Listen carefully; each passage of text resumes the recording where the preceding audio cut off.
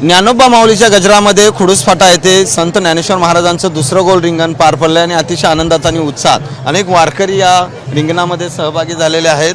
माऊली, काय वारी आता रिंगण पार पडलं, कसा आनंद घेतला आणि काय वारीविषयी सांगा. वारीमध्ये पुनर्जीवन होतंय माणसाचं. या समध्या वारकऱ्याला नवीन जीवन मिळते, उत्साह मिळतो, ताकद मिळते, सर्व अंग सुंदर अशा प्रकारचा व्यायाम घडतो. वारीसारखं पुण्य नाही. अशी वारी त्रिभुवनात नाही.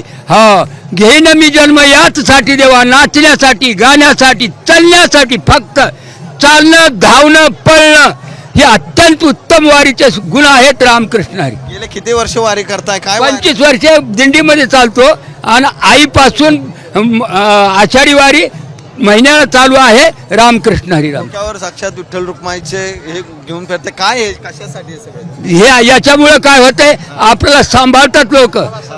आणि ही मूर्ती आम्हाला सांभाळते बरं काय. नवीन ताकद येते याच्यामुळं. आनंद वाढतो. तुम्हाला आनंद मिळाला ना, आम्हाला बस. रामकृष्ण हरी. काय वारीचं महत्व? एवढ्या वर्ष वारी करताय, काय वारीविषयी एकदम अनिर्वचनीय शब्द सांगता येत नाही.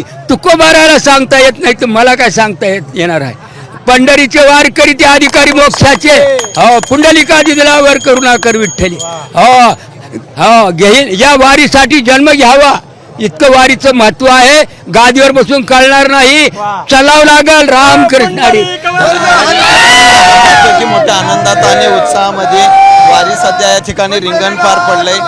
या आजोबा तरुणांना लाजवेल अशी खरं तर ही सगळी वारी करतायत, त्याचा आनंद घेत आहेत आणि या ठिकाणी हे रिंगण जे आहे ते पार पडलंय. कॅमेरामॅन आदर्श कटकेसह सचिन जाधव, साम टीव्ही न्यूज, खुडूस.